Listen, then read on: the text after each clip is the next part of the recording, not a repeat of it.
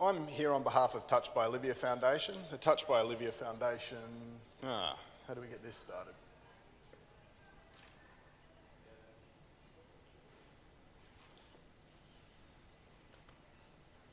The Touched by Olivia Foundation was started by an Australian couple who lost their daughter to cancer when she was 9 months old. The two objectives of the organisation was to find a cure for that particular cancer, which they did in 2010, and to provide an inclusive playground in every Australian community that required one. I'm a landscape architect. I'm a practitioner, not an academic, but just prior to them approaching me to design the first playground, I actually had a stroke. And the result of that stroke was that I found I had a lot of trouble in social situations. And when I Googled my symptoms, it actually diagnosed me as being classically autistic. So obviously I'm not, but that raised an interest for me in inclusive design, and my particular interest is in providing playgrounds that kids with ASD can actually engage in. So the Touched by Olivia Foundation believed that inclusive play is an important step in creating inclusive communities, and the reason for that is that research shows that usually by the age of 5, people have their biases embedded into their psyche, and so if kids are able to play side by side with each other and get used to the differences that these kids have, then they're going to be more integrated into the future. Inclusive playgrounds have exactly the same objectives as a traditional playground in that you have to provide access and engagement. So for an inclusive playground, access is not just a physical issue, it's also a social issue and an emotional issue. For social access, you're required to provide gathering spaces and spatial arrangement. And by spatial arrangement, we mean the juxtaposition of high activity areas with low activity areas. And this is important for kids who suffer from anxiety, and this is especially typical for ASD children, so that as they start to be overstimulated, they can move into a low activity area and control that anxiety. And emotional access requires the use of environmental cues so that children can use the messages that they get from objects and colours in the environment to know how to navigate and use a space, whereas neurotypicals tend to rely on social cues. ASD children obviously don't have the ability to identify and decode social cues, and so they use environmental cues in the space instead. So cueing can either be an object and its an arrangement in the space, or it can be a colour.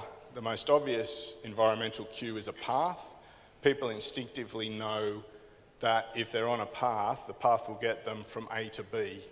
For children with ASD, this is what adds the order and predictability into a space, and so it reduces the threat level.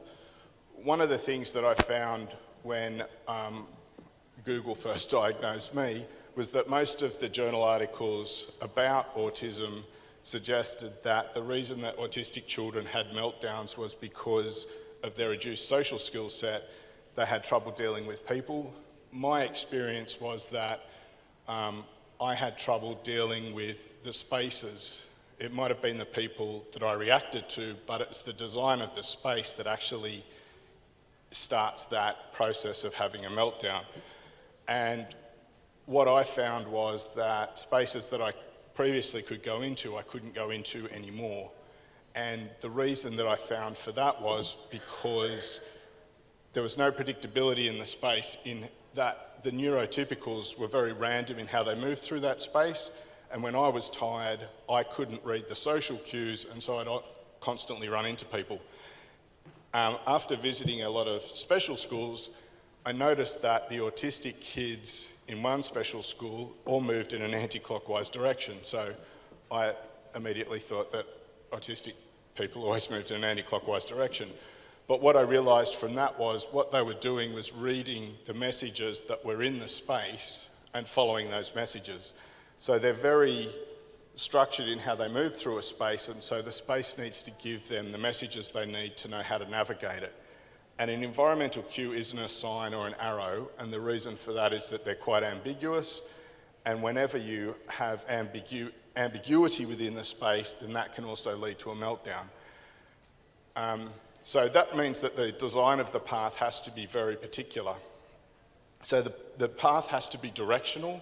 You can't have intersections that are perpendicular, because a perpendicular arrangement means that you can either go left or right. So the paths need to merge.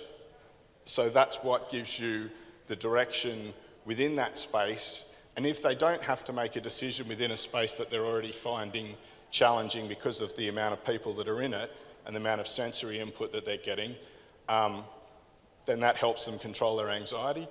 You also need to, in the path, make sure that there's no service lids or drainage channels, because for some kids that will tip them over. And some of these things are for 0.001% of the community, but if you're going to make an inclusive space, then you have to obviously cater to everyone.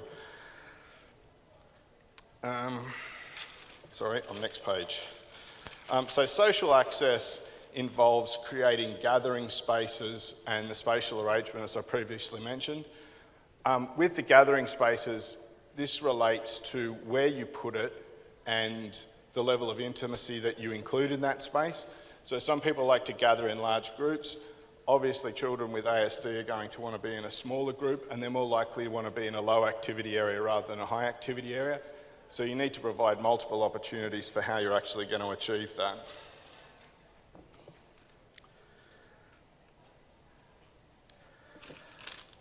Okay, I might just skip all that.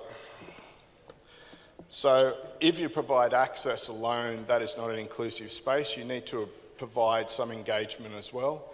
And this is an area where landscape architects tend to struggle, because they kind of get hung up on the problem that you can't get a kid in a wheelchair to the top of a 6-metre climbing frame. And I don't think that that's suggested as something that could be done, but what you need to do is provide for visual or verbal access, as was related in the last talk.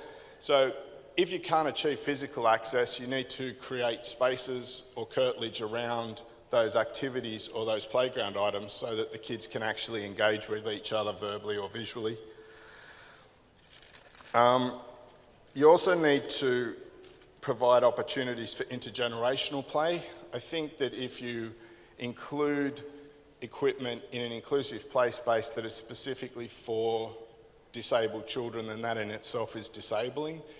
If you can provide intergenerational opportunities where the adults play with the children, then the adults are able to provide the physical or emotional support that some kids may need to actually play. But of course, intergenerational play is attractive to all kids, so that immediately removes that disabling factor from the piece of equipment. Graduating the physical and mental challenges allows you to cater to a much larger range of ability. And I'm getting booted already. So I think I'll just show some equipment here. The large image in the centre is an off-the-shelf piece which we modified the rear seat so that an adult could sit on it. And you can see from that image that the knees and the torso of the adult behind can provide that actual physical support that some kids don't actually have themselves.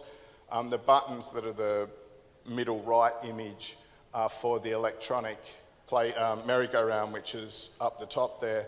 Those buttons have been specifically designed to have no moving parts on them, so kids with even literally no motor skills can actually activate those buttons just using the electricity in their skin.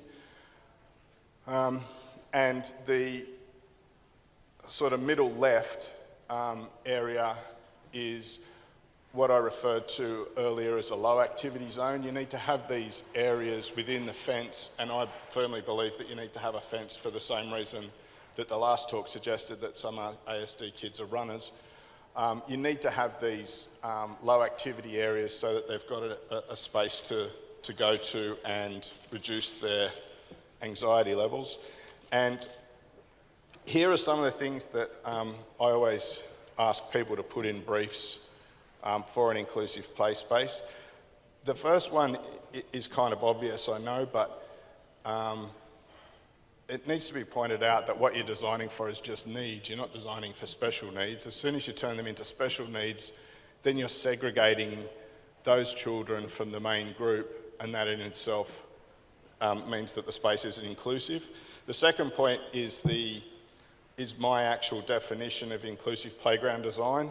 And the reason I like these words is because it never mentions the word disabled. It refers to community, and that's actually what you're doing. You're not designing for inability, you're designing for ability. And also that the play space doesn't need to look any different than a traditional play space.